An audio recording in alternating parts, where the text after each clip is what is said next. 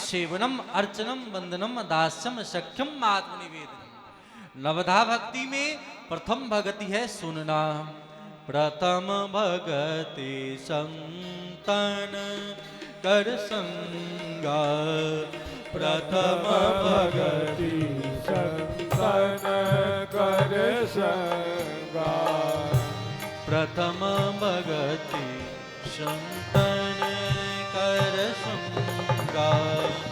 प्रथम भगति संतन कर संगा। दूसर रति मम कथा प्रसंगा। दूसर रति मम कथा प्रसंगा। प्रथम भगति संतन कर संगा। सब गाइए। भगति संतन कर संगा। प्रथम भगति संतन कर संगा। प्रथम भगति संतन कर संगा। प्रथम भगति संतन कर संगा। प्रथम भगति संतन कर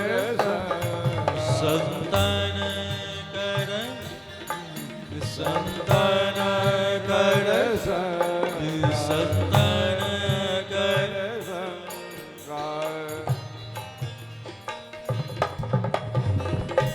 तो प्रथम भगति संतन कर संगा।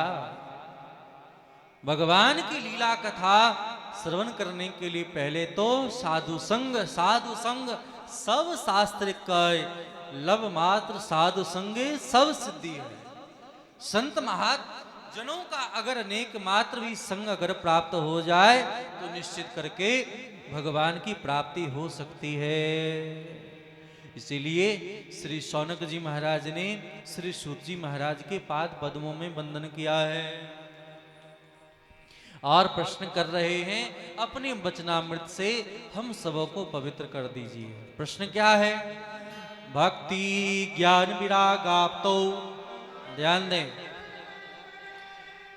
प्रश्न को याद करना जरूरी है। क्या प्रश्न कर रहे हैं? भक्ति ज्ञान विराग आप तो विवेक वर्धते महान। माया मोह निराश वैष्णवे कृते। महाराज हमें यह बतलाएं कि भक्ति कैसे किया जाता है। प्रश्न क्या है? भक्ति किसे कैसे किया जाता है, भक्ति किसे कहते हैं, कैसे करना चाहिए। दूसरा प्रश्न है ज्ञान किसे कहते हैं, ज्ञान कैसे समझेंगे कि यह ज्ञान है। भक्ति ज्ञान विराग आप तो वैराग्य कैसे समझे। ये वैराग्य, यह वैराग्य कैसे प्राप्त होता है यह मुझे जानना है।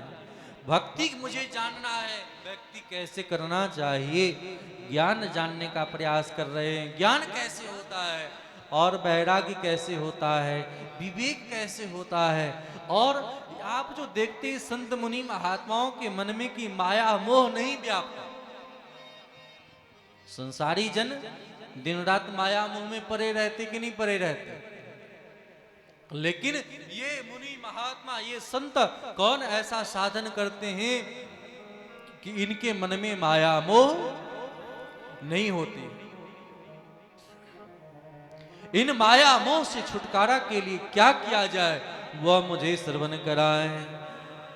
माया मोह निरासश्च वैष्णवे कीर्ते कथम। यह मुझे श्रवण कराएं। बोले क्यों? बोले इह घोरे कलौ प्रायो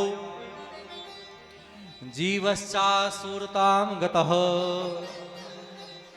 क्लेशाक्रान्तस्य तस्यैव शोधने किम परायणम। मुझे यह जानना है कि माया मोह में पड़े जीव का कल्याण कैसे होगा।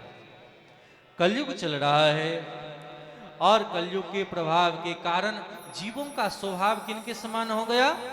बोले असुर के समान हो गया है। जीवस्या सुरतांगतः, आसुरी आसुरी वृत्ति होने के कारण जो जीव इस प्रकार का स्वभाव है, ऐसा विचार है, अनेक प्रकार के नाना प्रकार के क्लेशों को भोग रहे हैं, कष्टों को भोग रहे हैं। इन जीवों को कष्टों में पड़ा देख करके मन दुखी हो जाता है। इसलिए ऐसे जीव जो दैहिक दैविक भौतिक तापों से तपित है, जल रहे हैं, ऐसे जले हुए प्राणियों का निराकरण कैसे होगा, यह मुझे श्रवण कराएं। जब इस प्रकार प्रश्न कर रहे हैं, श्रेयसाम यद भवत् श्रेयः पावनानां च पावनम् कृष्ण प्राप्ति करम सस्वत साधनम तद बदाधुना। कोई सहज सरल साधन हमें बतलाएं, जिन सहज सरल साधनों को करके हम जीव उस तत्व को प्राप्त कर लें, भगवान को प्राप्त कर लें। भगवान को ढूंढ रहे हैं, हर कहीं हर जगह भगवान मिल नहीं पाते हैं। उन भगवान को हम जीव कहां ढूंढें? गोपी सब भी हर जगह भगवान को ढूंढी है। जयति तेदिकम जन्मना ब्रजः श्रयत इंदिरा सस्वदत्री दैत दृश्यताम दीक्षुतावका त्वयि घृत सब त्वां विचिन्वते। भगवान नहीं मिल रहे, इसलिए महाराज हम सबों को यह जानने का अभिलाषा है, भगवान कैसे हमें प्राप्त हो जाएंगे। हे गुरुदेव, हम आपके पाद पद्मों में वंदन करते हैं, आप मुझे कृपा करके दर्शन दीजिए और उन भगवान का दर्शन करवा दीजिए। जब इस प्रकार श्री सूत जी महाराज के पाद पद्मों में वंदन किया है सौनक जी ने, हम सब भी अपने जीवन में इसी प्रकार की जिज्ञासा करें।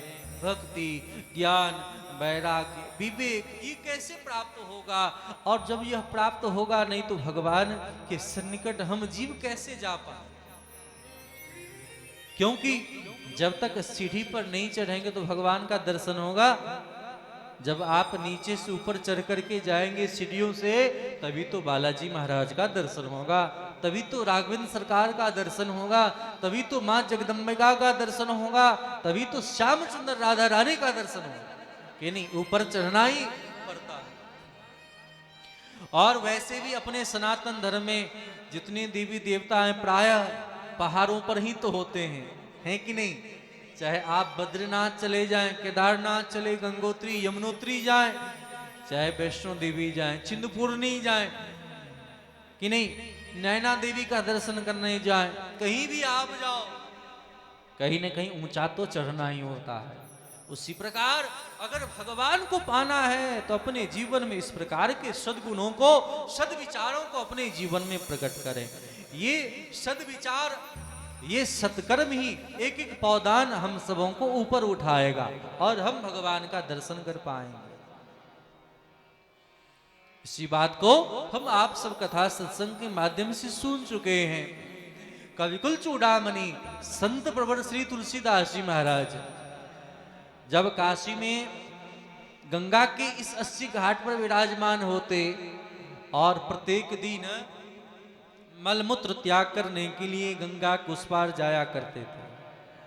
भगवान राघवेंद्र सरकार के दर्शन की बड़ी अभिलाषा थी। एक दिन जब मलमूत्र त्याग करके लौट रहे थे तो प्रेतराज प्रकट हो गया और उन प्रेत ने कहा, मैं प्रसन्न हूं, मुझसे वरदान मांग लो। किसने कहा? उस भूत ने, प्रेत ने कहा कि मुझसे वरदान मांग लो। तब तुलसीदास जी महाराज ने कहा कि भगवान का दर्शन मुझे चाहिए। भगवान कैसे मिलेंगे? भगवान कैसे मिलेंगे? इसीलिए भगवान से मिलने का कोई उपाय बता दो। जब तुलसीदास जी महाराज ने ऐसा कहा तो प्रेतराज ने कहा कि भगवान का दर्शन का उपाय तो मैं नहीं कह सकता, या तो कोई संत ही बता सकते हैं।